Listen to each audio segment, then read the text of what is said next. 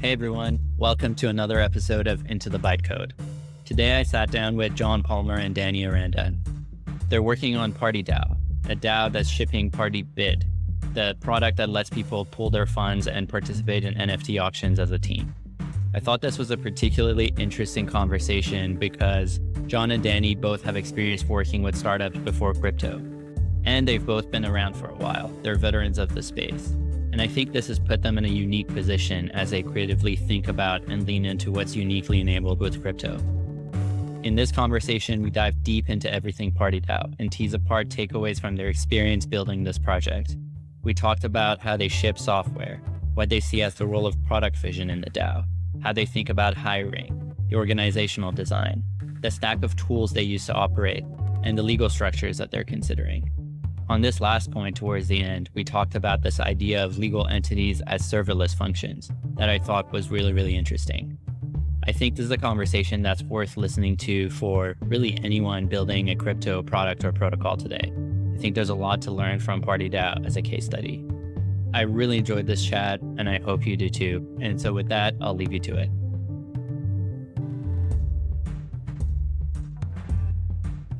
So there's a lot I want to talk with you about today, but I thought maybe to start telling the story of how PartyBid came together, because for me, it was just a really cool kind of internet native, organic coming together of people that happened.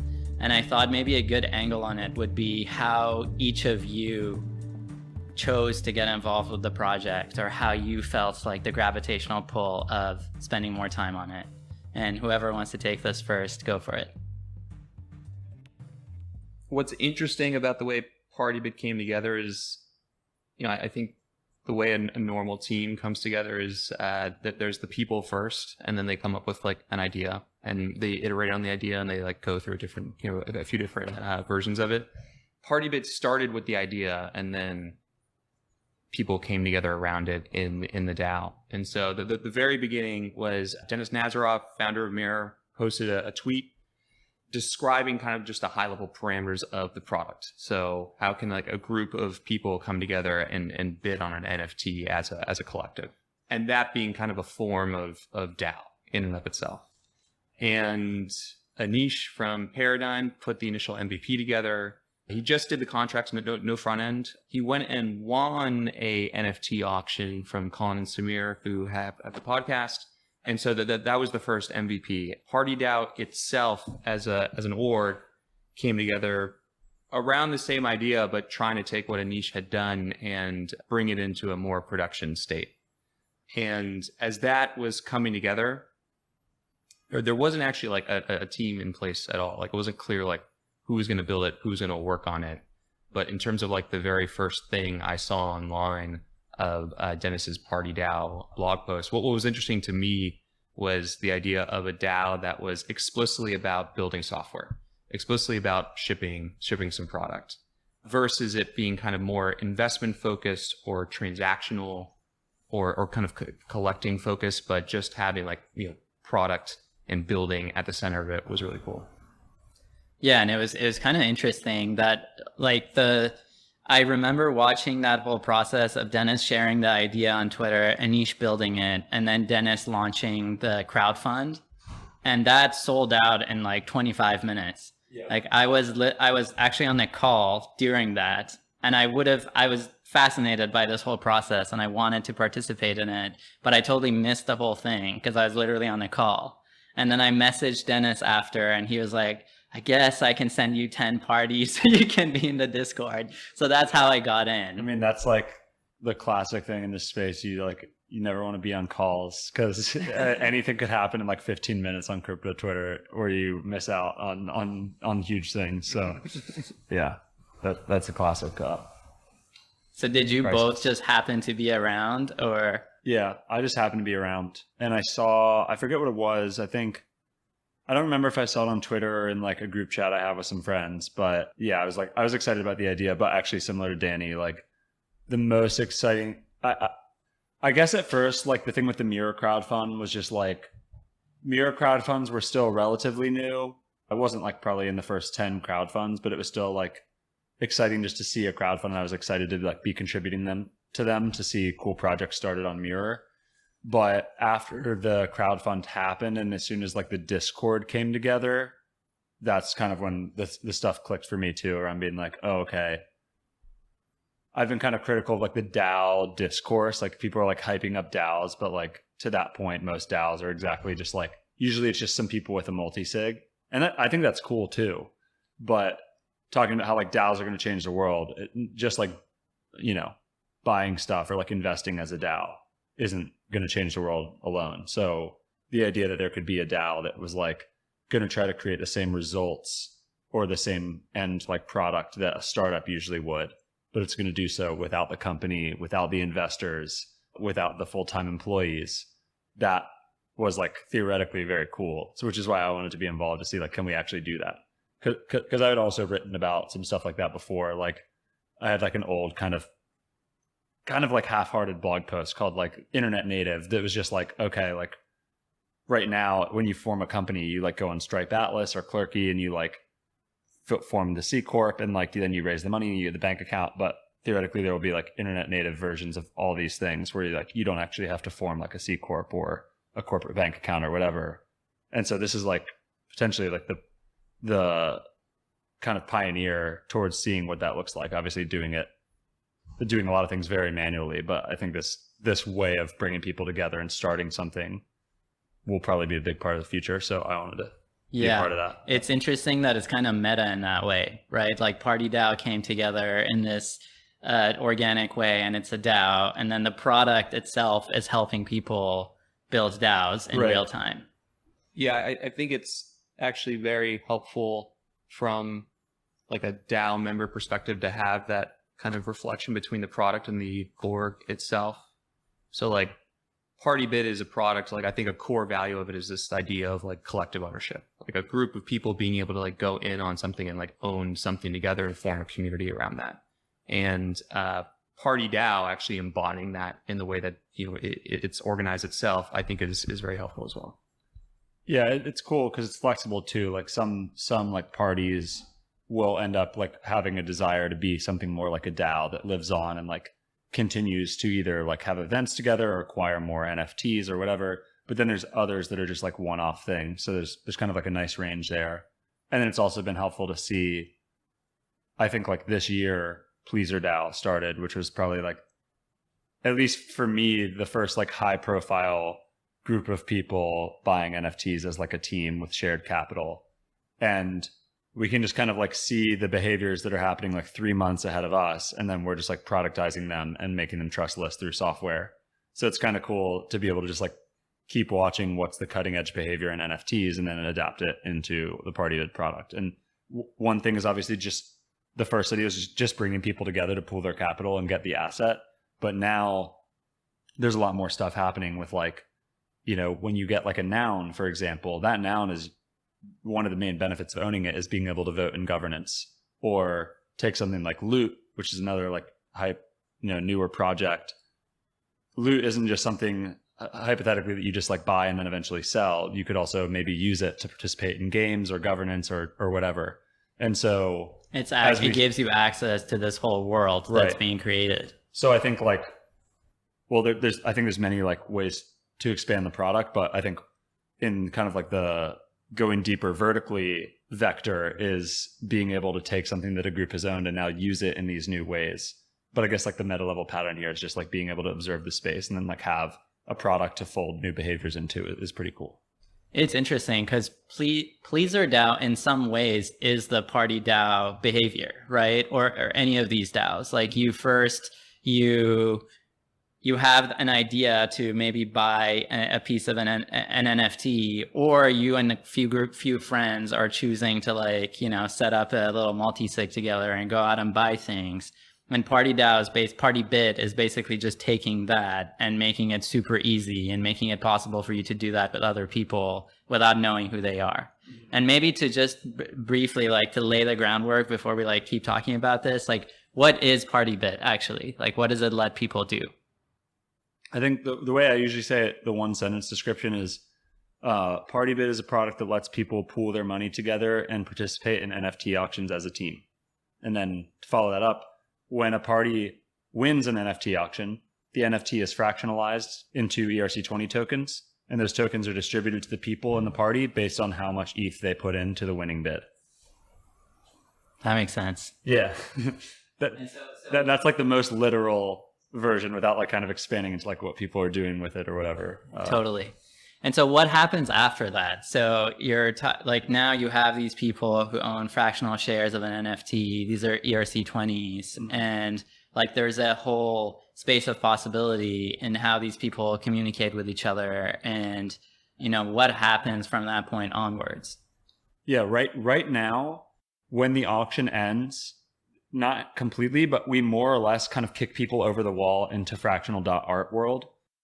So right now, the way that we do the fractionalization is through another protocol called Fractional. And they have smart contracts that let you kind of put in an NFT to put out fractions. And those fractions govern the usage of that NFT in the future. The main thing you can do with the fractional token is you can vote on what the new reserve price should be. And so if you imagine like 100 people pooled together their money to buy an NFT, now they all have fractions. Those 100 people can all put in their own vote. I think the reserve price should be 50 ETH or 100 or 20. And what Fractional does is it takes a token weighted average of those votes and it sets the new reserve price. There's some constraints there, but basically then that NFT is sitting there with a reserve price, and eventually a buyer can come along and place a bid above that reserve price, and it just kicks off a new auction. So hypothetically, the full long tail thing is someday that NFT gets auctioned off again, it sells, and the ETH from that auction, then again, there's a token weighted distribution of the ETH to the people who were holding the fractions of that token. So now there's other things, maybe Danny would speak more to this, but there's other things people are doing with the tokens in the meantime, because the cool thing about these fractional tokens is even though they have these special fractional features like voting on reserve price, they're also just ERC20s like anything else. So you can still do stuff like a token weighted Discord or a private community or whatever you want, because you have this very versatile kind of instrument underlying the whole thing. Yeah, the emergent behavior that we weren't expecting going into releasing PartyBid was the community element that would emerge out of different parties people were putting together. And so the first example that sticks out in my mind is there was the zombie punk that was auctioned off. PartyBid formed around it. The PartyBid won. It was exciting because there was another bidder. There were a few other bidders. It was competitive. It was a battle. It was a whole battle. Came down to the wire. Came down to the wire. There was a user Dingaling, came in last second with like 100 ETH or something like that. Dingaling. Come into the risky. Dingaling. There was memes going around online of like Dingaling really bringing out coming out in force. Yeah. And so it was this whole kind of event and experience, and I think everyone kind of being online and seeing that occur kickstarted this community. And I remember right when the auction was won, I just started looking at my Twitter feed, and I just saw hundreds of people had changed their avatar, right, their profile picture to the zombie punk, and some of them had also modded it to be the zombie punk plus a party hat to indicate that they were part of that moment. And they formed a token gated Discord called the Grateful DAO. The token was called Dead Token, so they were deadheads, and so you kind of got this emergent community and culture around the piece, which we did not necessarily think about that within the product itself, but started to feel like the greatest, the biggest breakthrough. Yeah, that felt like kind of one of the biggest opportunities around it. And I think this is still all very new in NFTs. There have been communities around NFTs for a while, but again, the Pleaser example, Fingerprints DAO, all the different DAOs that are forming around NFTs. DAO too. Shark DAO, shout out to Nicholas and crew. That's a DAO to buy nouns, is it? Yep. Yeah, they use a platform called Juicebox, which is super interesting. Has a bunch of interesting treasury management tools. But yeah, their whole reason for existing is for the nouns. They want more nouns. Yeah. And so the zombie punk, how much did it actually sell for in the end? It was over 1,100 ETH, somewhere around that. Yeah, I don't remember the exact price in ETH. I'll try to pull it up while we're sitting here. Yeah, it was a bit over 1,100, maybe 1,200 in ETH, and there was a pretty wide distribution in terms of like who contributed. Like some folks contributed a lot, like Andy for fractional, and some folks that put in, you know, well, less than $100. Yeah. 1,201 ETH. Wow. There you go. How much was that in dollars? In dollars, over 3 million. Yeah, 3.6. Something like that. So just hundreds of people came together and pulled in like more than $3 million to buy a CryptoPunk. Yeah, that was also like, it had like all these things happening at once where like it was a super hot punk market. It was one of the first party bids ever. There was just like a lot of excitement around that party, and yeah, it was pretty cool. Danny, I remember you said the other night that going through the zombie punk launch reformatted something in your brain. Like going through that experience changed you. So what did you get from that experience? Yeah, and I don't mean to pretend that this hasn't been going on in the space for a while, but like my own personal experience in the space has been much more infrastructure focused.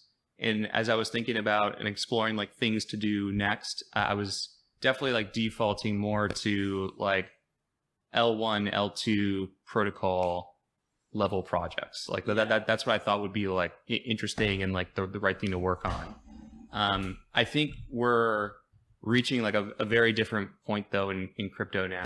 And you know, if you think about like if you're like a hot shit engineer back in 2017, like the prestigious cool thing to work on would have been a brand new L1. But if you think about what you should have been working on, it should have been building Uniswap, or you should have been doing something in DeFi. And you know, the takeaway there is like it becomes like a bit more application focused, right? And you're kind of like working your way up the stack. Yeah. And I think with PartyBid, what it demonstrated for me, and again, not like it hasn't been demonstrated with other applications out there, but it demonstrated for me that like the big opportunity in crypto going forward is going to be surfacing things that have the potential to become like mass consumer applications. And specifically something around, you know, NFTs point to part of it, but it's something to do with like social networking on crypto. And that's why the kind of community aspect that was coming out of things like the zombie punk and so on are exciting. Like they look like these small social networks, but that there is this economic piece to it where they own something together, and that can become very motivating. And so the way I think about it, like refactoring my brain, is like it totally like took me out of this kind of infrastructure mindset and was like, oh man, like the big opportunity is something application focused that is fundamentally about social software. And it likely has NFTs as a component. I mean, the product market fit between NFTs and DAOs, I think, is like well demonstrated at this point. And DAOs being a social community, I think, is well demonstrated as well. So it's about how do you package all that up to kind of reach like whatever the next number of users are to really participate in that. So, okay, so you think that the interesting space of exploration right now, or an interesting space of exploration, is primitives and more like social structures and experiments that bring people together and allow them to collaborate, like feel belonging, like build community. Like that's the space of things to explore. And like what we have to, it's kind of interesting because NFTs are in some ways, or a lot of what we're doing in crypto is like creating shelling points, right? It's like we're almost taking this arbitrary thing that doesn't have any value or meaning in its own, and we're choosing to make it this focal point for the sake of gathering with other people around it, right? Like that second order effect is almost what's interesting about what's happening. Yeah, you could argue Bitcoin is that, right? Like Bitcoin is the social network around like Bitcoin, the asset, and then there's this community like memeing it into something extremely valuable. Yeah, Bitcoin holders are just like party holders of an NFT, but the NFT they all hold is Bitcoin. They all fractions of Bitcoin, the network. yeah. And we were even like joking around the other day about this with Billy from Cosmos about like Christians hold fractional NFTs of like the crucifix, and they have this community and like value system that is like interesting. Building this thing. Yeah, exactly. Well, right, like Bitcoins are just fractions of the Bitcoin network NFT. Yeah. Yeah, like Bitcoin could be one NFT that's fractionalized into 21 million pieces. But I guess what's different there is that Bitcoin has the meme, like, you know, it is the Schelling point around which a whole community and ecosystem has formed. But you could also say that like the token has some utility, right? I mean, I guess any NFT would become a store of value, right? Being a store of value is almost like a byproduct of being a meme that enough people buy into. Yeah, I think these are funny. Like one more thing on the like what to build stuff is just like, I think the pattern Danny was saying in terms of like levels of abstraction makes sense. And just to tie it back in like 2017 when like Ethereum was there weren't a lot of like real dApps. But there were a lot of tokens because we were in the ICO era, right? So what's the main thing people want to do with these tokens? They want to trade them. So the best thing to build was Uniswap. It's like, I'm going to just productize the one thing people are doing given like what we have in the ecosystem. We have a lot of tokens. There should be a place to trade them all. You build Uniswap. That's a great idea. Now, after like DeFi summer and all this stuff, there's actually like a lot of DeFi applications. There's a lot more stuff in the space. So, and there's more things people want to do with those. And I think like, even within DeFi alone, people kind of like riffed on like more complex derivatives and things to do with the ERC20s or whatever. But now I think Ethereum is like just a way more fruitful space with a lot more like flourishing projects. So there's NFTs, there's DeFi, there's like some gaming stuff. And so the thing to build in terms of like abstraction, like Danny was saying, it was like an L1 and then it was an application. But now there's a bunch of applications. It's things that bundle and compose those applications together, right? So people have always been talking about composability in the space and whatever. It's not really about the term. It's just like, oh, there's now patterns of behavior that we can see that people want to do given how many things are here, but no one has like reduced the friction and made those things easy to do. Like we obviously see Pleaser DAO started because Leighton Cusack tweeted, anyone want to like pool money and do this thing? And then a bunch of people like Robert Leshner and like other big, you know, Twitter crypto people just manually sent ETH to Leighton, trusting that he would like buy the NFT and they would figure it out. Right. That's a lot of friction and a lot of trust. And also like that's if you happen to be in like the crypto founder kind of realm where you can get access to like all that capital. It's an obvious thing to do to just like reduce. That's a new thing people want to do. Just like they wanted to trade tokens and Uniswap made it easier and trustless. People want to pool their money to get NFTs.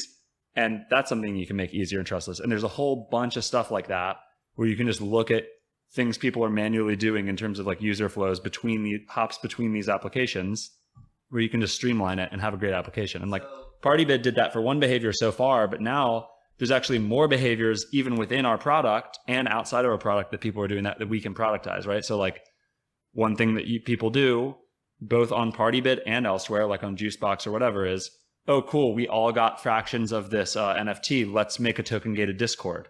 Well, there's no reason that when a party ends, there can't just be a button there that automatically spins up the server using the Discord API, adds the CollabLand bot, and funnels you into the community completely seamlessly. Right now, it's all manual. But like, there's so many things now happening on PartyDAO that are just like the future product expansion, just seeing the natural behavior happen. I feel one thing I'm taking away from what you're saying is like in 2017, one type of thinking that was pretty common was to just be looking 20 years into the future and be talking about how crypto was going to, we're going to kind of transcend borders and nation states, and we're going to, have a legal system that's going to be fully tangible. It's going to be running fully on chain. And because everything is so new, there is this maybe natural tendency to try to project too far into the future and be like, where can all of this go, and try to build that thing. But I guess what you're saying, which is I also agree with, and we've seen it a lot in the space, is it's still this kind of organic step-by-step exploration, right? You don't need to look beyond what comes right after here. Just take the behavior that people are doing manually and unscalably and like build them into products, and then that will let the next thing emerge. Right. And I guess I think like the best thing to do is kind of have both, right? Like there's two failure scenarios. You thought too long-term and you never took off, or you thought too short-term and you took off and then it was just like a fad, right? So the long-term thing would be like you build like digital nation state primitives for like citizens to like move their whatever, like and just nobody uses it because it's like too esoteric. Or the other thing is being like, I don't know, one of these like fad social apps or whatever. Like, I don't know if you remember like not even in the crypto world, but like TBH was like, I know they got acquired, so it was a successful outcome, but like they were an app that like spiked in the app store, but like 6 months later, just no one was using it. So you don't really want to be either. But I think the key, like the nice balance to strike is you have to be something that is relevant right now that also has long-term potential if you can like keep it going. And I think like there's certain founders, even from like non-crypto, that I think have always been really good at that. I think of like Evan Spiegel from Snapchat as someone who is like really good at hitting the timing on behaviors where they're like just emerging and hot now, but they also have like longer term ramifications. So like they invented the disappearing photo, stories, like, you know, filters, lenses, like all this stuff was like perfectly timed, and they like sequenced that together. I think that for me was like the cool thing about PartyDAO or PartyBid. And this isn't pumping myself up because it's not even my idea, but it was just like a thing that was like, oh, okay, this is a behavior that's obviously relevant right now. So there's no like waiting for the market to catch up to what we're building. But even though there's the core thing works right now, there's also all the longer term stuff of like, oh, if these things are like really small proto DAOs, like there's a bunch of DAO tooling stuff there, but there's also like fractionalization of NFTs and like ways of governing NFTs is also clearly its own whole space, like enabling like Twitch plays Pokemon style interaction with NFTs, especially if they're in-game items. Or like, I thought that was so cool when Dom shipped that, the where you had to keep the character alive and everyone was coordinating around that. Yeah, exactly. But you can imagine even stuff like that for like a single loot bag. If like the fractional holders of the loot wanted to like play a game with that loot, you can have, anyway, I just think that's kind of like the cool thing for me with PartyDAO is just like, and even like the first day with the dead thing, with the dead party winning, for me, yeah, that was like the moment. It's like, oh, actually it actually just kind of like worked on day one. Like the behavior is definitely desired, and that's cool because as long as that can continue to be the case, there's a lot of room for expansion in the future.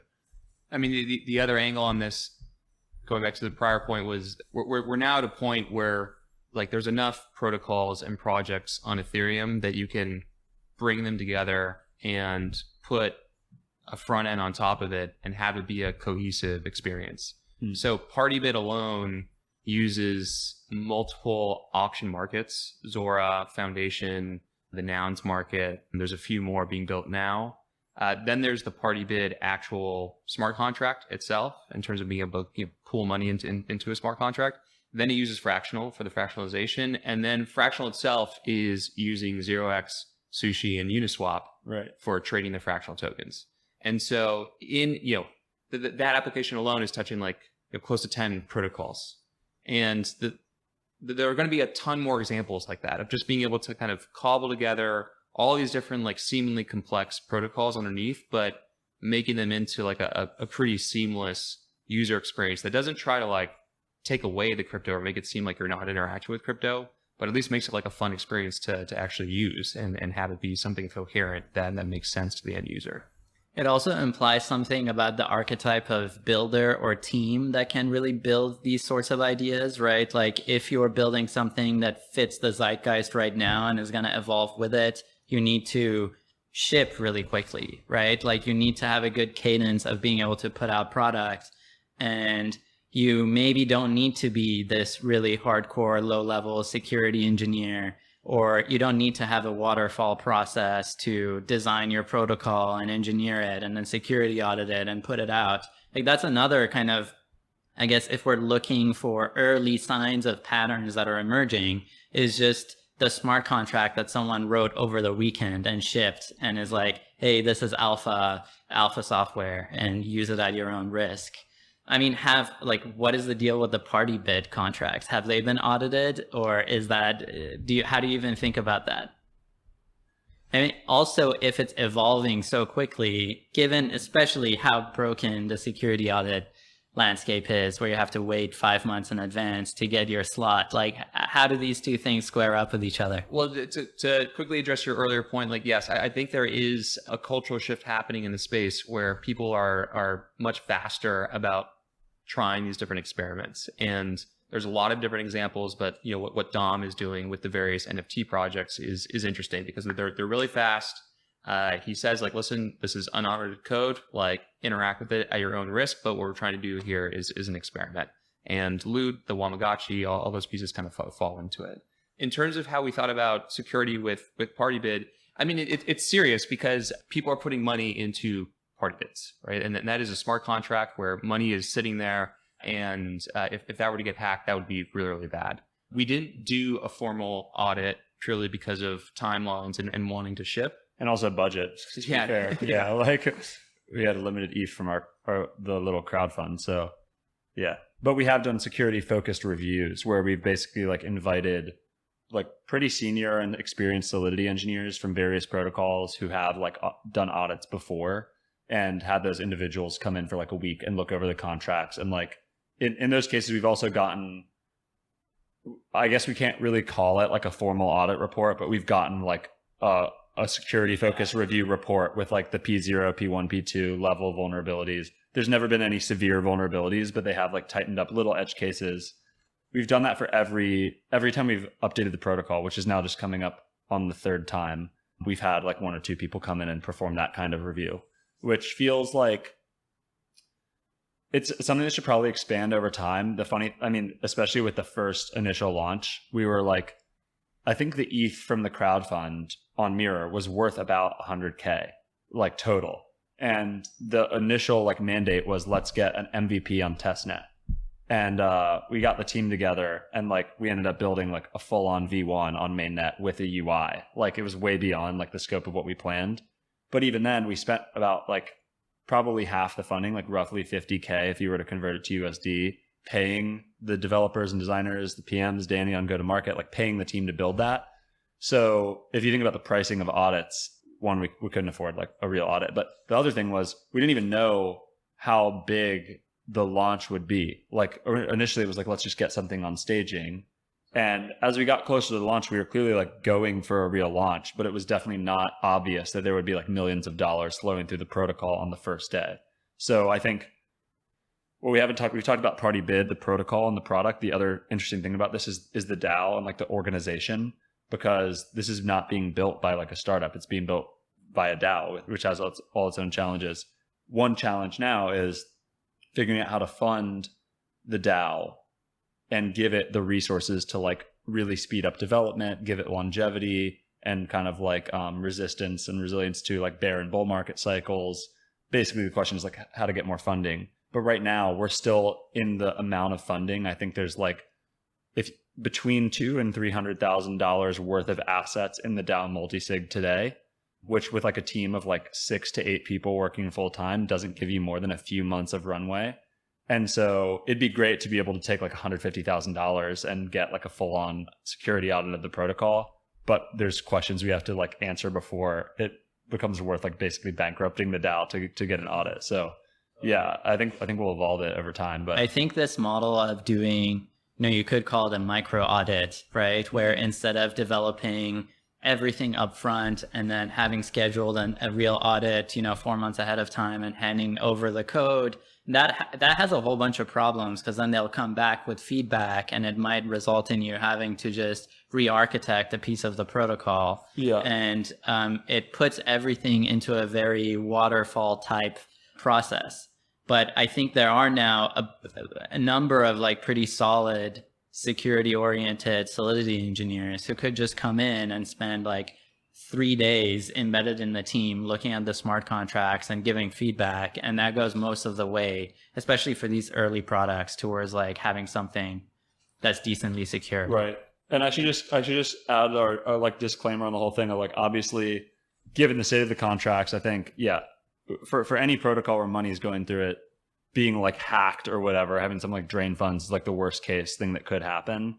We had like one small edge case get discovered in the V1. It couldn't drain the funds, but there was like a scenario where you could lock funds. And we ended up like giving a generous bounty beyond like even the funds that could have been locked, let alone drained. There are no funds that could have been drained, but we ended up giving a great bounty to the developer, bringing them into the DAO. And now they're like a DAO member that's another Solidity engineer. So my public disclaimer to anyone who listens to this would be like, if anyone does find like exploits or whatever in the contracts. We don't think there's anything there given the amount of reviews that have been done to this point, but this kind of like a call for white hat hackers. Like we're always looking for great Solidity devs, and like the DAO is definitely committed to a precedent where like potential exploits are like rewarded fairly by the DAO, so that you're setting a good precedent. Yeah, we're setting I mean, that's what we would hope to do, right? Like I think any organization that pursues this strategy of like, okay, well, we're not going to spend $500,000 on security audits because we can't. We are going to ship the code and have all the proper disclaimers. Like this is in our client as well, like has all the proper warnings. But I think any organization that's pursuing that strategy should also say, hey, by the way, like any security focused devs out there, if you find anything, like we can pay you, we can invite you into the DAO. Like we're looking to collaborate with those people too. So that's like a coherent strategy around that way of operating, right? You ship, but you also kind of very generously reward people who proactively kind of come and find bugs. Hypothetically, the incentive for a developer is like, oh, if you look at these contracts and find something, you can participate in like the upside of the DAO and like come into the DAO on like the ground floor versus just like draining funds or locking funds once and like kind of killing any potential future upside. So I think that's like cool to kind of publicly proclaim that like that incentive is there, even though there's not like formal bug bounties right now. Totally. Bug bounties in general are very interesting. I had a friend point out to me that bug bounties are a form of retroactive public goods funding, right? Where someone's already done the work of finding the exploit and they're coming and presenting it to you. And there's like, if you anchor on how much value this action of theirs created, it's worth a lot. And like projects should reward that work. Yeah, definitely. Yeah. So how's it been like working in a DAO? Like how does that feel different than if PartyDAO was a normal startup? Just giving some of my own experience, when the team was chosen to ship V1, I wasn't on it at first. And so everything that I saw was just as an observer, looking at the Discord, following along with the different work that was being put out. We did like a product development call early on, just like going over the spec and trying to like actually like, define what the spec was going to be about. And I will say, compared to like a normal startup experience where the onboarding process or the recruiting process at a normal startup is like very formal. Like you have interviews and you are presenting a very specific face, and the company on the other side is doing the same thing, right? And all the information that is passed between them is like extremely gated and curated between the two parties. With a DAO, it was like all laid out. Like I had some sense of like the personalities that were at the table and how they were working together. I also got to see what problems or gaps were available to actually work on and start thinking about what a contribution that I could make would look like. I think that even goes into the bug bounty example of like, if you have a DAO and there's all this work happening in Discord and it's publicly available, people are going to see things that they can potentially do. And the recruitment process becomes a lot more aligned. Like it literally becomes the same thing as just working, because you're just like observing people work and seeing where you might slot in. So I think people talk about DAOs as like, okay, well, a lot of DAOs like functionally like aren't anything but like, people in a Discord with a multi-sig, and like that is like technically true. But I think there's also a really significant shift on more of like a cultural and also like work rhythm level that really opens it up. And I think opens it up to like more talent to be able to join and contribute because of the visibility that they get. I think that's like also an interesting alternate angle on like the whole building in public thing. Like building in public doesn't mean that you're building something and like tweeting about it and advertising it.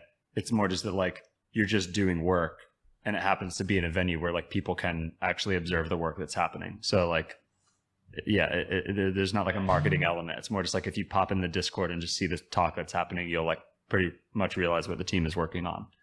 So one question I've been sitting with is the way, and I think PartyDAO really kind of encapsulated this in had this idea embedded in it in the beginning, was that the openness and the spontaneity with which this initial team came together, right? There was a fully open crowdfund that was announced on Twitter, and whoever was interested in this topic and had been following it self-selected into the project by funding it. And at first, I mean, it was just like, we're building this open source implementation, we're raising the minimal amount that we could do this.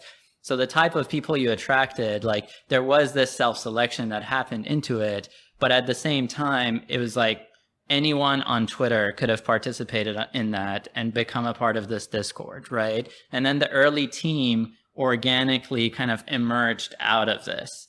And I think that, like, you've talked about this before, and I totally agree with it too, which is like this allowed for a very, very strong group of people to come together, right, yeah. where otherwise, like, there's no way you would have been able to hire these people if it was a normal startup, right?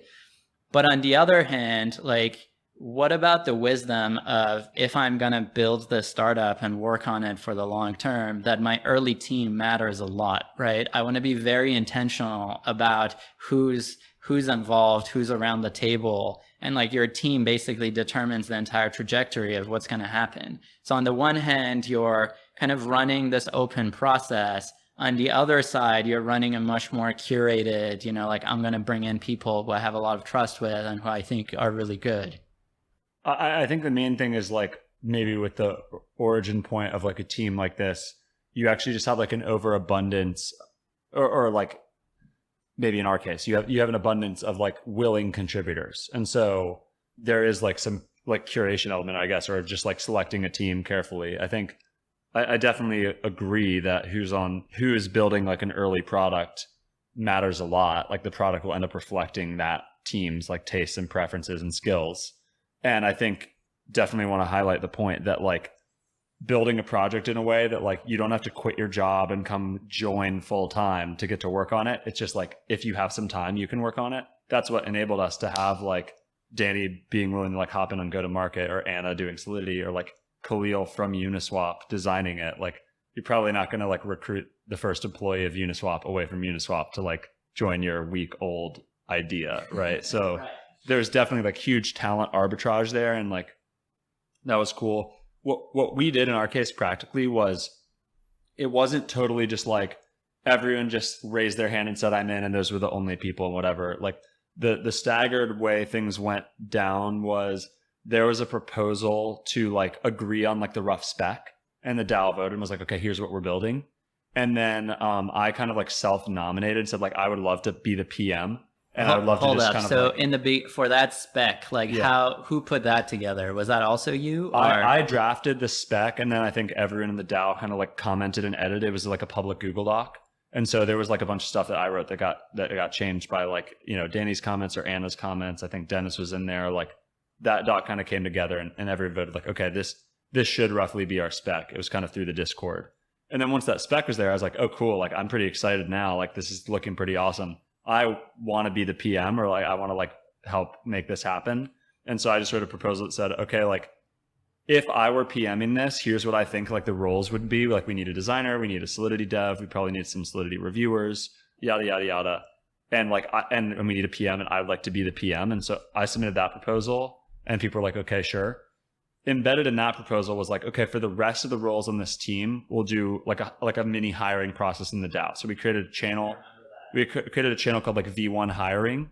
And I just said, like, anyone who wants to work on this, if there's like a role, whether it's being the web dev or the designer, whatever, just post a little blurb in that channel. Or if you don't want to post it there, just DM me, and I will review all the people and then get back to everyone within 2 days and say either like, we'd love to have you do this role, or here's who we chose and why, but like, here's a clear reason that we chose them and not you. And honestly, like, there were a lot of people who were excited, but it wasn't like a massive number of applications. We probably had like 15 people kind of like apply for like 5 or 6 roles. And so I just kind of like went through them and like selected the people that seemed like they had the right like time availability and experience for this product.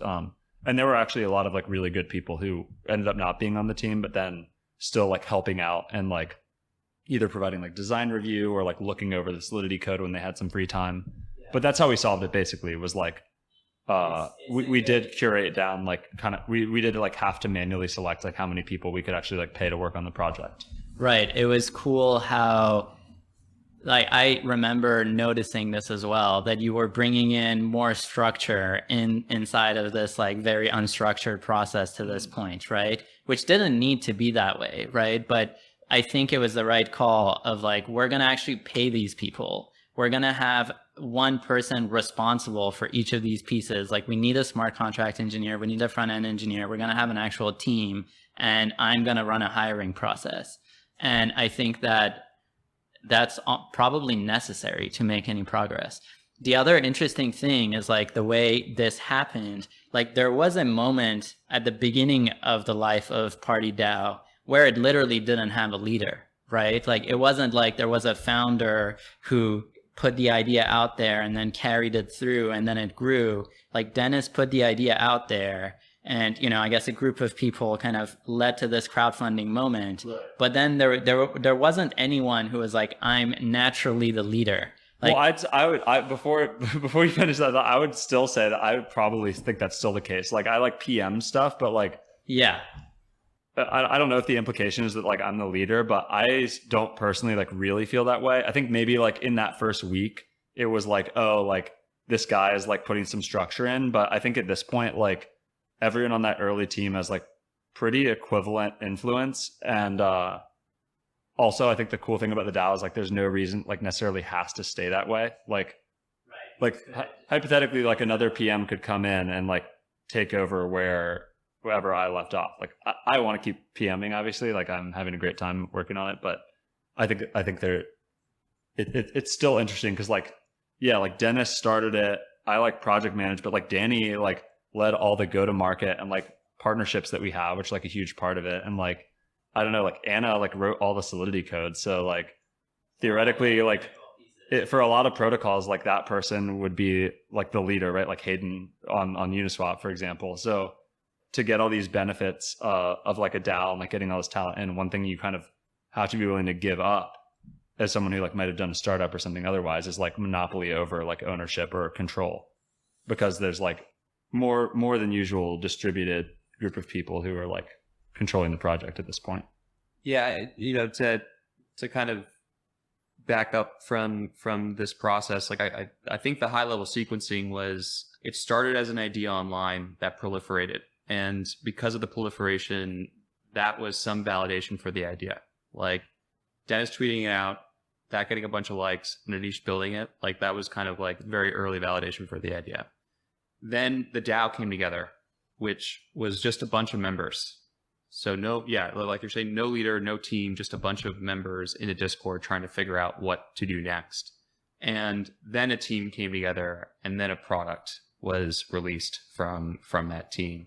But I think some of that sequencing is interesting, and I think important. Like I think it may prove one day that like the current progressive decentralization model, where you start with a team that then builds a product, that product gets traction, and then a DAO is formed around that because there's some community using the product, might introduce complications that the kind of, if you inverse that model, like you wouldn't find. You're totally resequencing it. Yeah, and even from like, you know, a product market fit point of view, like having worked on the launch and seen the launch play out, like I don't think that type of launch would have been possible if we were a normal startup and if there wasn't the DAO there. Mm-hmm. Like there was a lot of initial distribution through the launch that happened because DAO members were very much involved and they felt ownership over the product itself and what was being shipped. And I think that kind of culture or that community aspect to it just really changed what the response was. So one maybe outcome of this is that you as a person who has an idea and wants to build it and ship it and bring it into the world, you kind of need to have a different relationship to this project than you would to a startup that you were founding. You need to be much more flexible about where this thing is going to go. You know, you can't, like the model of the founder with a very distinct vision of the future that they're going to rally the troops behind and get there. You know, let's say the archetypical, you know, Mark Zuckerberg, where we want him to have board control and like ability to do what he wants. That's not what's happening here, right? Like maybe another critical ingredient of what happened with PartyDAO was that the spontaneity and playfulness of it, that no one was like, this is what I'm doing with my life for the next 10 years. And I need it to like look this certain way, right? Like it was all very casual and playful how it came together. And that whole process allows for multiple people to shape what it's going to be in a more open way. Is that true? Yeah, I agree with that. I mean, I think also, I was just thinking about your point about, having someone with a strong product vision. I mean, I would argue there is a way to thread that. Like, I do think strong product vision is still extremely important in products in general. Like, designing products by committee through votes doesn't work, right? Yeah, well, I don't know if it works, but it sounds tough to like take an idea where someone just has a vision behind it and then have it go through that administrative process. So, again, just using PartyBid as like one example of this, there was a strong product vision that got put forth on Twitter, right? And then proliferated.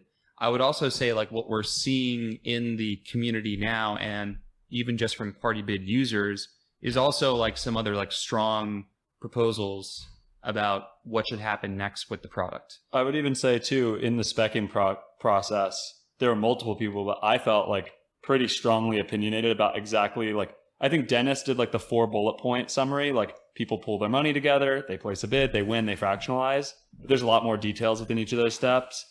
And I at least for my opinions, I was like pretty strongly advocating that like we should or shouldn't do certain things at the protocol level. And I think like Anna was doing the same, Steve was doing the same, you were doing the same. So, and it's interesting, even like V2, or is that what you're calling it, that you're shipping, like it has some really strong product ideas, right? Of allowing it to like stream to this person outside, like one particular person. That idea though also came from within the community. So that's what I mean by like, I think you can still have, you can thread the needle between like a DAO structure of, more collective involvement between people in like creating a product and still having a strong product vision. So the idea of what we're calling and releasing very soon called party splits is when you start the party, you can have an address that a portion of the fractional tokens resulting from the party are going to go to. And there are a few things you can use that for. You could imagine someone setting it for themselves, so they're almost like doing like curator or party hosting fee. You could imagine someone who's selling the piece themselves actually like retaining ownership. So then they're just selling, say 70% of the NFT to other folks, so they can kind of like co-own it with the community. But the use case that we're kind of most clearly seeing right now is around bootstrapping DAOs, and that idea came from Sirsu, who's a member of PartyDAO, releases NFTs himself, has a decentralized esports team and so on. He does a lot in the space that he's experimenting with. But one thing he put together was something called the Crypto Cookout, which was a series of party bids to purchase black CryptoPunks, and had a community, a whole POC community around it that had this kind of core message of owning pieces that represented that community. And so what they'll be using this feature for is, but bootstrapping a larger DAO or community and treasury for Crypto Cookout. And that was like directly inspired by that vision that he put forward. So I think it's really fun actually to kind of see this process of like people using the product and getting inspiration from that. So it feels like maybe it's a gradient, it's a spectrum of, existing organizational types where, say, you really want to empower the employees, on all of your teams working on the product themselves because they're really close to the users and have ideas. You want to empower them, in a traditional company to be able to share ideas, right? You want everyone in your company to be able to share ideas. And then you also want to have a close feedback loop with your users and listening to what they're what they want and what they're doing. And you also want to, make your users and your community feel like they have ownership over the platform, the way that Airbnb and like Uber and Lyft probably try to do. But it's like taking all of those ideas that are on a gradient and are possible maybe to some extent in existing organizations. And the DAO model is like starting with that premise. It's like starting like way off on this side of the spectrum. And I mean, the ownership piece is probably a big part of it too, where these people, like your users, your community, they actually own a piece of the company, the project, the DAO, and they don't in the old world. Yeah, I mean, I wonder how sincere it feels to like be at like the Facebook town hall and Mark Zuckerberg was like, "Hey guys, I want your ideas. I really want everyone to feel like they can express ideas about product." When the person telling you that we shouldn't owns be like the vast majority. We shouldn't of, like, be the value comparing from it that. to like Facebook of today. We should be comparing it to Facebook when it was like 10 people, right? And if a DAO scales the same way that Facebook did, like the 5,000th person who joins it is also not going to have as much ownership as the first 5 people, right? So what's actually different here? So someone once asked me a similar question of like, "Hey, how different is this than a startup with like 100 angel investors who are like really involved and in a Discord together, and you know they're shilling the project online and so on?" But I think there is like a very dramatic, even though the kind of technical aspects might be trivial, like the multisig and the Discord, but I think there is a big shift culturally in how people think about the product and the project itself and their own involvement and ownership in it. And there is also the real practical thing that like they can vote, like with their tokens on proposals and actually like make proposals themselves. Like that itself is your empowerment within that group becomes very different because there is no forum like that within a traditional company to be able to make those type of proposals. Yeah, I mean, I'm kind of exploring this idea for the sake of it, but I do think there's like something, and the biggest parts of it might be just on the cultural, like soft side of you're calling this a different thing, and it comes with a whole bunch of like different expectations, right? Even thinking about ideas of someone can work with a DAO on a project and work with like other DAOs on other things at the same time and, you know, phase in and phase out. And sure, you can do all of that stuff with existing companies, but it's just a different set of expectations that you're starting from here. Yeah. It's always bad territory for me, like intellectually, when you're trying to like draw lines that separate like two different things, because usually it ends up just all being like semantic things. But I definitely think some differences between like an early Facebook and like an early PartyDAO, or that is to say like the prototypical early startup and the prototypical early DAO. It's like a bunch of things. Like one, the fact that like a lot of the work is happening in public, the fact that anyone can join the Discord server versus you can't join the Facebook Slack and you can't see like what they're working on.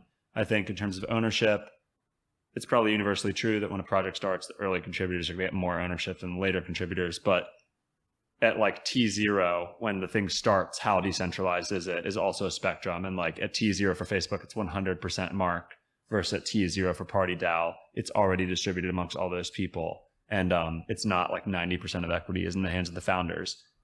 Like think about like if you had 100 angel investors in your normal startup, okay, let's say that was your seed round. So 75% are still in the founders' hands and 25% are split amongst the 100 angels. For PartyDAO, it's just like, okay, immediately all of it. Like there's not the reserved 75% for the founders or whatever. So like that's different. The fact that you can work on a flexible schedule, so you could come in and actually earn some ownership, earn some tokens without joining full time, and then you could move on. And you could also be working for other DAOs simultaneously. That's different. Yeah, like obviously like the cultural pieces are big, and then also the amount of control. So usually like in a company, there's ownership and there's control. Those are different things. So like you're an employee, you got 1%, that's awesome, but like the founder still can tell you like exactly what to do, and you have like really no viable route to like affecting the roadmap other than personally convincing the founders to do anything that you want. Whereas in a DAO, if you submit a proposal and more or less like the other owners agree with you, you can actually like affect the roadmap. So I think it's like all these things are different. There's like analogies from startups to this, or really even probably co-ops and nonprofits. Like they all kind of have these mechanisms. These are just like core things that are going to happen when a group of people come together to try to do a thing. But these are, I think, all like notable differences when you're doing it like online this way. Yeah. And I feel like these might sound like small things, but they're actually huge, right? Like the difference between ownership and governance and ability to vote on what happens to the project. Like just the simple fact that you could have a delegated voting model where people can, be like, we respect this person's thinking and opinion, and we're just going to delegate a ton of tokens to them. And now all of a sudden, in a totally decentralized way, this person's voice matters in the future of what happens with this DAO.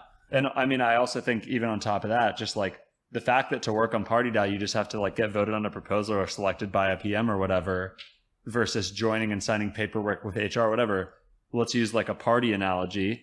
If you like show up to a party in an apartment and you walk in and there's just music and you're in the party, you're attending, versus if you go to your friend's apartment, there's a line outside and you have to like sign some paperwork and buy your ticket and get your wristband and then you like get to go in. Very different vibe, like culturally speaking. And I think that's the same for like the DAO, like the idea that you can like start checking it out, meet the people, you start working on some stuff, then eventually get paid to work on the stuff. It's very different versus like signing your paperwork, quitting your job, and now you're going in on the first day blind to like your whole new life. All huge differences in terms of the actual human experience of doing it. Like all this points towards like DAOs as they exist today, trying to address the question of like, how do DAOs become more mainstream? Like these are all like very ad hoc processes. Like I would say a lot of PartyDAO has been very fun, but also a lot of like feeling your way in the dark about how do you do this, how do you build a product within the context of a DAO? I do think we're getting to a point though where DAOs becoming like reaching a larger audience is going to require like more opinionated products. Like to, back to your point about like product vision, like I do think products that enable DAOs that have like a strong opinion about like how they should be formed or how they should behave, I think will do better. And like the analogy I think about is like social media versus like general website creation. So, posting to Instagram or posting to Twitter is a very opinionated, narrowly constrained form of publishing. And there's only like very specific things you can do. And because of those constraints, it makes it very easy. Like it's like the user prompt becomes very simple. And as a result, you're seeing like a huge, like a huge spike in terms of the amount of photos that get shared online, or the amount of posts that get shared online. You compare that to like early website publishing, which was like you're using GeoCities or Squarespace or some other like website building tool, and building a website is like a whole project. And you have to go hire a designer and you have to think about the different like the information architecture of the website itself versus like just posting a photo. And I think we'll see something similar with DAOs and like how opinionated they are as well. Like Mirror's creating tools that make it really easy to spin up a crowd fund to get the DAO done. That's what PartyDAO used. Juicebox is very opinionated in terms of treasury management and how a DAO should manage its treasury going forward. And PartyBid is extremely opinionated, right, around like what a DAO should be. PartyBid like has like one mission, like go acquire an NFT, and like that's all the DAO is for to begin with. So I think those constraints should help usher in more people and just make it more usable to more folks and more users. And so I'm curious to see like more examples in this space of like highly opinionated products that allow you to spin up DAOs quickly. It's an unintuitive realization, right? Because we're also so early and there's potentially a million different patterns that could emerge. And so one instinct might be to build tools that are unopinionated and allow the user to do whatever they want with them. But what you're saying instead is like the model could be to build like very narrowly focused products that enable a certain type of behavior, and then you can see where this vector of exploration leads. Maybe it's a dead end, and then you go and build another narrowly defined product. Yeah, and maybe I'm wrong about that's the right path forward to kind of have these highly opinionated products, but I feel like crypto is like complicated enough. Like just like take the burden away from the user and like give them show them a path to like go do something and have fun doing it. I definitely agree. To build a good product, maybe you don't need it. You can still get lucky otherwise through like chaos. But like your best bet is to have a really strong, smart product vision that like has an insight from someone with like particularly good taste or insight into a market. And I think we do have that on the team. Like I definitely have my own opinion on like what the actual long-term potential is for PartyBid, what the immediate features should be, what the long-term roadmap should be. We have that in abundance. I think Danny has that. I think Steve has that. I think like there are multiple people with like good vision there. It's just that that's not like the only way to move forward. And so as long as you have a few people who have like good product vision, it's just that they don't need to be the only people contributing to that vision. Those people can also hear ideas from elsewhere and edit and curate them into the product. So, you know, you could run a DAO. You could even run PartyDAO. Like you could do the same idea without any of those people and without a strong vision coming from anywhere. And I think it would do worse. But I think there's like multiple ways to pursue projects and how much you can decentralize them based on like what your goal is, right? So to take something like Loot on the other side of this, like if you have a spectrum from like centralized ownership on day one to decentralized ownership on day one and how you move along that spectrum over time, I feel like PartyDAO is like pretty decentralized on day one, like more decentralized than a startup, but not as much as like Loot. And it's like kind of like progressively spreading ownership further as the tokens proliferate and as more stuff gets built, more contributors come in and earn more tokens, blah, blah, blah. I think we're probably like right where we should be in terms of what we're trying to do, which is to actually build a pretty technically complex protocol with a coherent user experience and front-end product and good design. And it needs to have, at least at the end of the day, they don't need to be the only source of ideas, but it needs to ultimately have someone at the end of the chain who's editing down those ideas into like what actually makes sense for the product. For something like Loot, it's more like the main thing we're trying to build is like this abstract like universe of IP and games and like ideas that all are tied to like the same asset and like inspiration, but they can kind of go anywhere and they don't need to be coherent. So it's fine to decentralize it from day one because you can go make like the adventure quest that's based on dragons or whatever, and you can make some derivative items that like expand the merch, and someone else can write a story or like fan fiction. And we don't need like ultimate curation because really we're just trying to like proliferate a bunch of cool IP that like continues to culturally expand.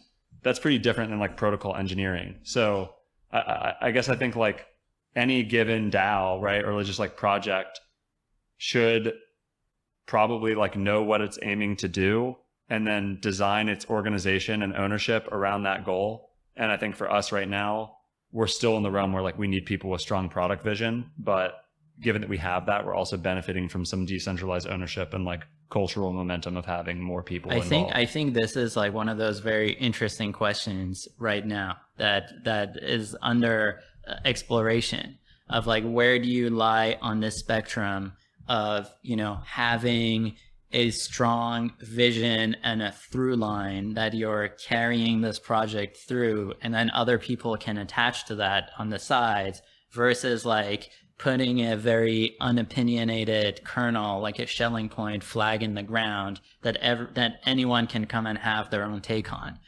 I was talking with about this with Gubsheep at Dark Forest, not to reveal his real name. And Dark Forest is also kind of negotiating this spectrum where their vision is that this is a universe that people build apps within and different clients in, and like ultimately the only thing that people are coordinating around are the smart contracts that enforce the physical laws of this universe, like where your planets are and how you can move between them. Outside of that, like what they look like, what the clients are, like what marketplace you're using, what auction mechanism you're using, like what second order battles are happening on top of this, like they're totally unopinionated around that. And it's interesting that like I think they're like a little bit to the you know, right of Loot on this spectrum, where they are, you know, kind of defining goals for each round of the game, right? Like for the latest round of the game, they were like the metric, like the way you win this game is to get a planet closest to the origin coordinate, like to 0, 0. And that's like the goal. That's what everyone's like optimizing for. And then within that, it's total like open season and you do whatever you want. So I feel like that's pretty interesting. Yeah, definitely.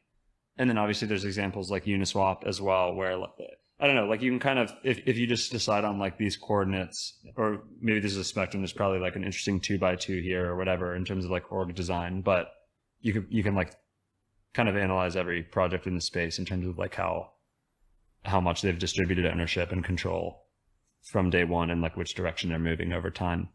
This kind of goes back to the point about like consumer applications in crypto being a front end on top of a whole bunch of different protocols, where the protocols themselves, like what you were saying with Dark Forest, can be relatively unopinionated about like what's happening, but at the application layer, there can be an opinion about, okay, we're putting this together for this use case for someone to easily like do X, Y, and Z. And maybe that's like the purpose of composability, right? Like it, like two, you know, a whole bunch of contracts interact with each other to then eventually at some abstract level, like produce a singular experience that is cohesive and fun and makes sense to the user. I think that might be one of the kind of insights that's emerging, which is like at the smart contract layer, you want to be kind of catch the core logic and be unopinionated about how people use it and allow many different interfaces to be built on top of that thing without privileging any one kind of use case or direction of exploration. And then at the level above that, at the application level, you want to be opinionated. You want to have like a specific user, specific use case in mind and just narrowly design for that. And like that's the division between application, like, you know, product, like full stack product with a front end, and a smart contract that's meant to be this composable unit that like a whole bunch of different things plug into. Yeah. And that's also happening with Loot, right? Like each one of these games are pretty opinionated about what they're doing. Mm-hmm. Mm-hmm. Yeah, we haven't, it's interesting. We haven't, well, actually we kind of have seen like some early experiments with alternate interfaces for PartyBid, not built by us. And we've also started to think about even like how to incentivize those too at the protocol level. So yeah, I'll be curious to see like, yeah, what it would mean for there to be different party interfaces. I think right now it's still early enough that there's kind of like a clear primary use case that kind of catches everything. But over time, I could definitely see like more opinionated PartyBid interfaces for like specific kinds of things. Especially as like the types of parties that are supported or like encouraged expand. So like right now every party bid is kind of a one-off, right? So like you bring the money together, if you win the NFT, it gets fractionalized, and that party as it stands is now kind of like done. Like the membership is set. People can still buy the token, but like that token is that one NFT, etc. There's an idea of like having recurring parties, right? Where like you got the one, and now those same people or even more people can pool into like the same ontological like unit of that party and get a second NFT and a third. And I think as an early exploration into that use case, I think this new primitive of the party split is like the lightest way to kind of test out that idea, because the commonality of like a recurring party is just getting ownership in multiple NFTs. So theoretically, even using our existing PartyBid contracts, you could form 10 parties in a row where 5% of every single one went into the same multisig. And even though each one of those is still a one-off party, if you have a multisig, that multisig can represent like a recurring DAO or recurring party. And so that's what we're excited about, like Crypto Cookout, for example. They've won 2 Black CryptoPunks so far. But theoretically, you could say like, hey, every month this DAO is going to buy another Black CryptoPunk. And every time that happens, 5% of the fractions are going to go to the Crypto Cookout DAO. And this will start being kind of the early prototype of these recurring like parties with longevity. And who knows, maybe someday that has like its own interface for doing this specific type of thing if you're trying to set up like a collector DAO versus a one-off party. There's a lot of stuff like that in the works right now. Yeah. I mean, maybe there's even the idea of like parties as a composable idea. So like what makes up, what's the party in PartyBid? It's a bunch of people coming together to like buy the NFT. Mm-hmm. It's a bunch of people coming together to like do a transaction together, and like that could also mean other things. I mean, like we've tossed around the idea of like party mint, like minting an NFT as like, you know, a current experience that happens like through Etherscan and so on, and it happens like very sequentially. Like each person kind of comes on and eventually runs out. But what if it all happened at the same time? And it's like, you know, all 10,000 people are like online at the same time, and like they then like receive their NFT once they're all on, and that being kind of like a collective experience that they have together. Or a party sale where a group of creators come together and sell, each of them is selling an NFT at the same time, and a party can buy like the whole collection of different artist pieces who have like collaborated to be like a group of artists, as if they were opening their own shared gallery show for the evening or something like that. Like, and then also funny of parties as a composable primitive, imagine, you're having a party at your apartment. I'm your hallway neighbor. I'm having a party. What if we merge our parties and share the booze or whatever? Yeah. You could imagine two parties. You could imagine the reserved party split fractions staying within the contract itself to be governed in terms of where those fractions go. And we could eventually merge parties and swap fractions or take the fractions and vote on how to spend them elsewhere or whatever, bid using. Anyway, all the stuff obviously has a million angles it could go. I don't think it makes sense to pursue them all at once, but I think what we're doing is trying to figure out what is a pretty good bet in terms of what's tangibly valuable today. And let's productize those things. And I think the fun thing for us right now, at least the fun thing for me, and I think for the whole team, is we're a protocol and we have the flagship UI or whatever. We're a protocol and a product. And so not only are we getting to build the primitives at the protocol level, but then we get to be pretty opinionated about what the visual product experience is for those things. And obviously one big thing on the launch was the shared cursor presence and cursor chat.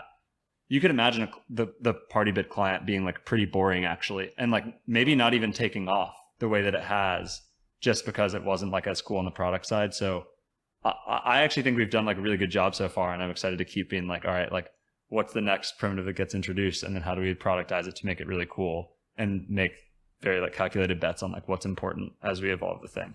And so party splits, well, today we're recording this on Monday. Those will go live today.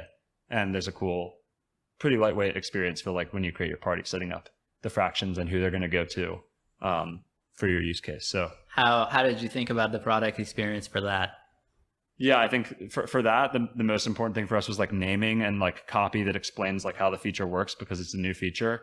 And then also just surfacing the fact that those fractions are being allocated to the party, so that participants who are contributing ETH to the party are very clear about the fact that, for example, 5% of the tokens are going somewhere after this is over, which is essentially dilution. And so I think the main thing for that was making it legible. We'll be publishing a blog post later today that's explaining the feature and what you can do with it.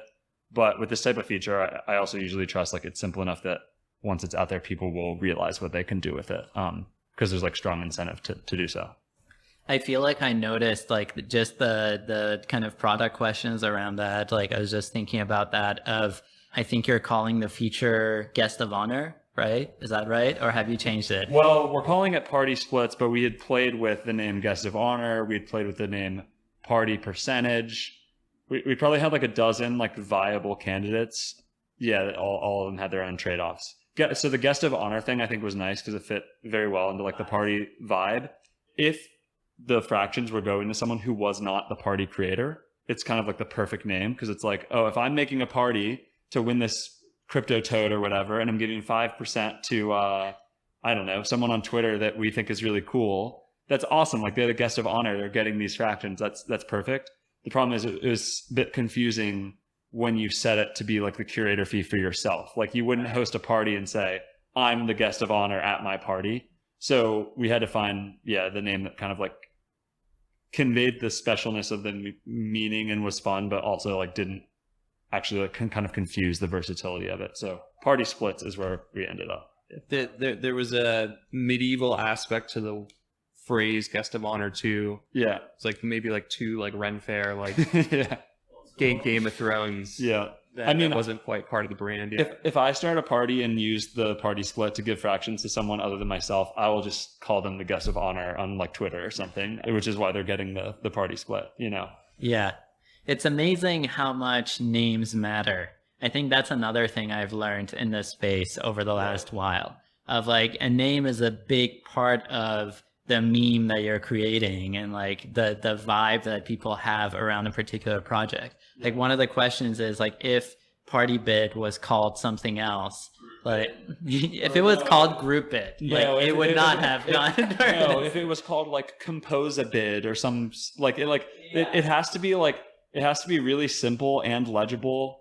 It has to be immediately easy to understand, and bonus points if it's also fun, right? So fractional is not a super fun name, but it's very, very clear what it does, and no one is confused. Oh, the company's called Fractional, and you can fractionalize an NFT. Yeah, it's not as boring as GroupBid. Right. Yeah, you can imagine calling it something kind of like insane, like I don't know, like an engineering term for like mechanizing, fractionalized, whatever. Like there's definitely crypto products out there that I could think of. I can't off the top of my head and wouldn't want to call anyone out anyways. But PartyBid's great because everyone, like, party is just a fun word, and like PartyBid is pretty simple of a name. Have you? More of their I funds feel that than NFTs in particular are kind of social by nature, right? You become a part of a community by owning an NFT, whether it's a CryptoPunk or participating in a PartyDAO. And so because the social aspect is a key part of it, you want to speak on behalf of the wallet that you participated from. And it's different than when you're, putting funds into a Uniswap pool, which is pretty much a solo experience, right? Like you're interacting with this anonymous protocol. Yeah, definitely. I think the argument I would make, though, is I think increasingly, and PartyBid is going to be one example, but I think increasingly people will want to do types of transactions that are with other people, or they will seek out on-chain experiences that are social in some form.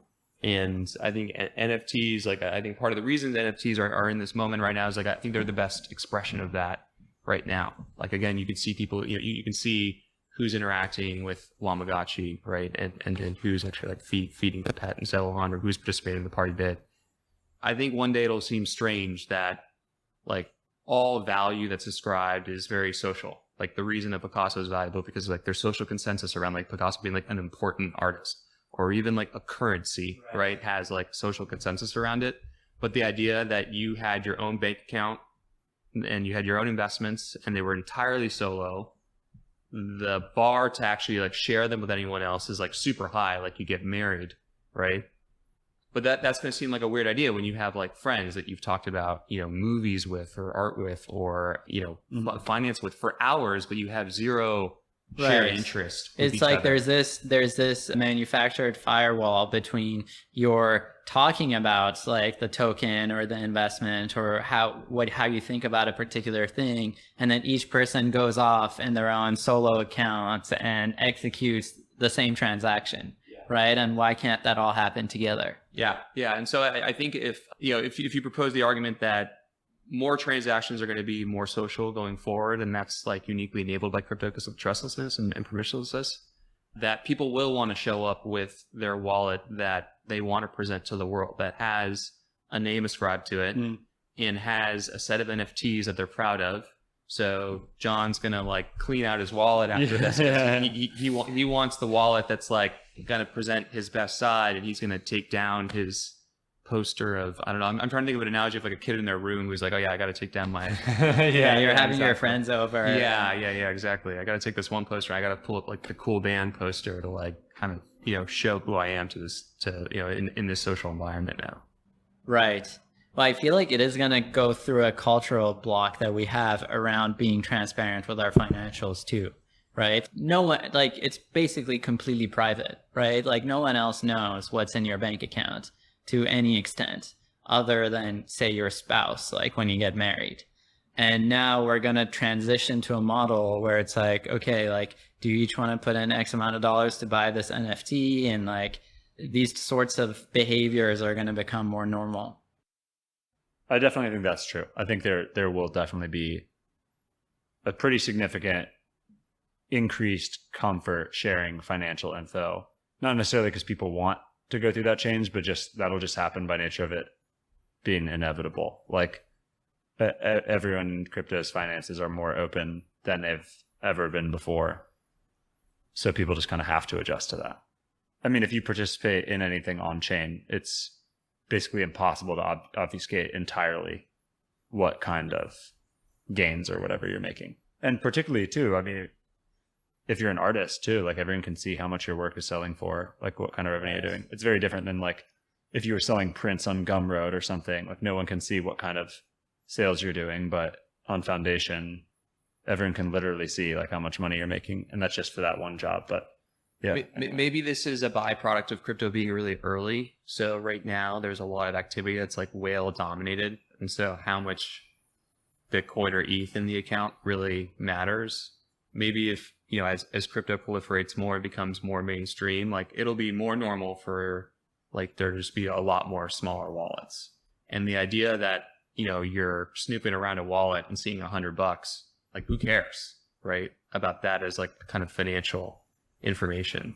And so maybe all of this, like the idea of like sharing more of your life publicly financially is because crypto today is still like small and somewhat whale dominated where the financials really matter. But as this, distributes to millions, billions of people where you have a lot more wallets with smaller amounts, like the predominant activity might just be around smaller transactions where that kind of financial history sharing is less pronounced. Yeah. And the activity that will matter is like you're communicating, association with the community because of like a certain NFT that's in your wallet, and that you're kind of like presenting to the Collabland Discord bot, or that you're presenting, your name, which maybe has like a symbol attached to it that, you're presenting when you participate in the Mirror crowdfunder or the PartyBid and so on. So what's happening from here with PartyBid, with PartyDAO? 1.2 is live today, or as the day that we're recording this. The other thing beyond party splits is that the fee model for PartyDAO is updated. So instead of taking 5% of the ETH used in a winning bid, we take 2.5% of the ETH, and we take 2.5% of the fractions, which is cool because that means that the PartyDAO treasury will gradually accumulate fractions of all the NFTs that are ever won on PartyBid, which means that the DAO's business model is very aligned with the users of the protocol, which we think is going to be really cool. Also, the fact that we're taking ETH and fractions means eventually we can do really cool stuff like having the protocol provide liquidity for these fractions and stuff like that. So that's a cool protocol upgrade. One thing that we're aiming to do kind of forever is just increase the number of platform integrations that we have. So right now it's like it's a Foundation, Zora, Nouns, Catalog. We're just continuing the number of marketplaces that you can bid on using PartyBid. And then there's bigger protocol changes and new features coming out that are super top secret. So we'll be working on those as well. And then obviously in terms of the DAO setup, we're hoping to find more long-term models for having contributors working on the DAO, inviting in new members to the Discord, continually funding the DAO. Like these are kind of the big existential questions. So there's like the product and protocol work, but there's also the organizational work. And right now, because of the time we're in, like the protocol's out there, we've just released a new protocol version. We're trying to be kind of like 50-50 right now so that we can solve these organizational questions while still shipping products. So on the organizational side, like how do you see the team growing from here? Do you see you giving grants, say, to people to come and execute specific projects? Are you looking to hire people full time? Is that even a concept that makes sense within a DAO? Yeah, there's a bunch of options. There's full time, which is already happening to some extent. Like we're essentially the rhythm right now are these like 2-month sprints where there is budget for the sprint approved by the DAO members, and then 4 or 5 people can go heads down and contribute as much as they can to complete that sprint and ship out product. There's also options around people doing kind of more task specific things. Like someone might propose like, hey, I want to create a Twitter bot, and I'm going to work on that for a couple days or a week or whatever. That's a good idea. Right. Yeah. That would be great for PartyBid for sure. So there's more of that happening that kind of would be more grants based. There's also potential for, this is just like riffing right now, but like, something that's like more committee based, like people maybe don't participate like a significant amount of time, but they're participating in a committee that's like has an objective, right? And maybe that's a party curation committee, right? Where they're like looking out for auctions or NFTs, and they're like, wow, this would be a really great one to party on, and like we should work with the community on this and like get that party started. You can imagine like that type of work coming together as well with people who contribute to the DAO. I think there's a lot of models. Doing the mini grants makes sense too. I think right now we still haven't completely secured our future or like totally solved having people working on PartyBid, the protocol, for a long time in a serious way. And so I think like other committees, grants, different focus areas, like having more events, having more community stuff happening, having more like live streams, granting contributors and doing bounties, whatever, like all that stuff is really cool. And I think it should happen. But like the complete total focus right now is like figure out the recurring way to have contributors always elaborate on the protocol. And then once we do that, we can like look at all the other stuff. What's the bottleneck to that? Is it funding? I think funding is a big one, and the other is just to figure like choosing the right models and incentives. Like I think to use the engineering term, like naive implementation, the naive implementation would be get a bunch of funding and then make like full-time offers to a bunch of people. That would be very straightforward, and that's one solve. But I think since we're like definitely innovating on, or maybe not innovating, but we're like trying new things with organizational models and contribution models, there are more specific things we could do, right? Like there's more flexible arrangements in terms of part-time or full-time, or there's like completely decoupling pay and time spent and more tying pay and token allocations to like deliverables or KPIs. Like there's a lot of stuff we could figure out. And so I think obviously we need funding to be able to pay people, but we also need the right model that's going to serve the DAO long-term to help PartyBid grow as a protocol. So I think the way that we're doing that is like, well, luckily revenue has been funding the DAO so far. It would be nice to really increase revenue or find another way to inject capital so that we can at least know like, okay, once we know the right model, we can pay everyone. And then I think the other things, I know the contributors are thinking about it. There's discussion happening in the DAO members Discord channels around token structure stuff. And I think eventually we'll get to like the right incentive models for contributions. But I think the bottleneck there is just social coordination and like establishing consensus in the DAO that like that we know a model that we feel like confident is the right model to move forward with.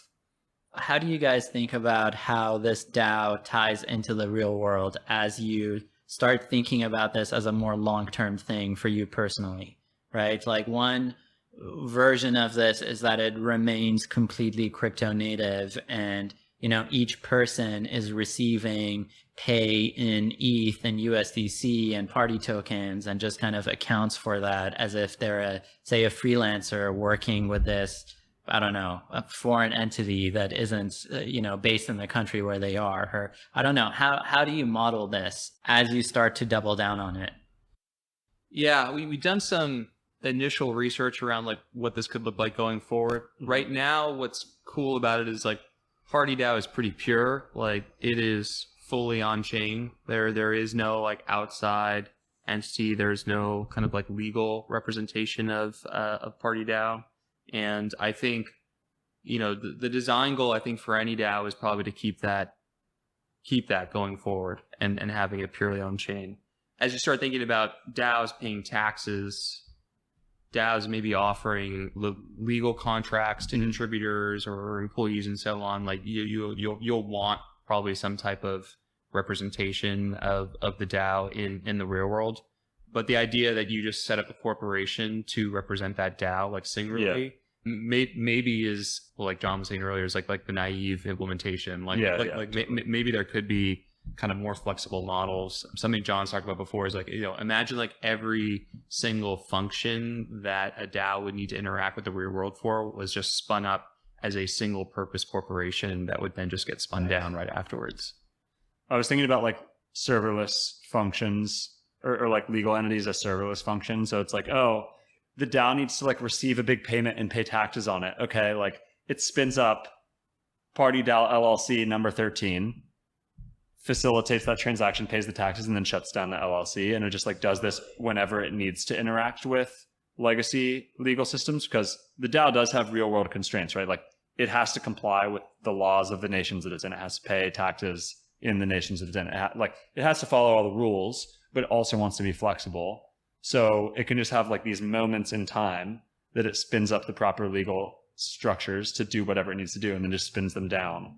And that keeps things moving flexibly versus like having this kind of behemoth legal entity that's just growing over time as the DAO does more stuff.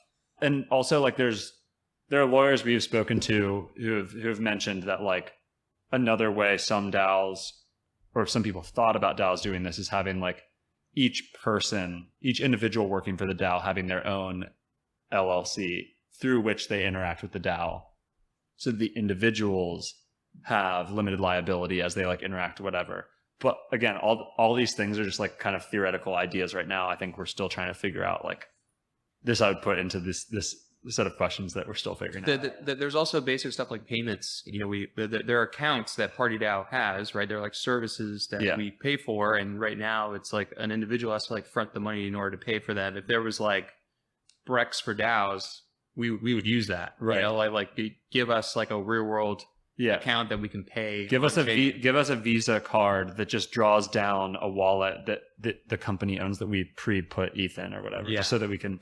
Because right now, I think team members' credit cards are on like GitHub for sale, Google domains, Google Suite, all kinds of different stuff. Yeah. Like I like that idea though of like you don't want the core DAO itself to have an LLC. Like that will lose the magic, right? Anytime you want to give a token to a new contributor, you'd have to update, the cap table of this LLC. Like it would completely defeat the purpose. So instead, what you want to do is to keep the core DAO crypto native and like just outside of the physical world. And then say whenever you want to do a treasury diversification and you want to sell some party tokens for some ETH, you just like send that party to some LLC. That LLC, there's complexities. Like, is that income? Like, I don't know, but it does the sale, it pays the taxes on it, and then pays back. Maybe it's a loan that you like receive these party tokens and you pay it back a week later. Programmatically, like if you had like Stripe Atlas API that worked like serverless infrastructure instead of.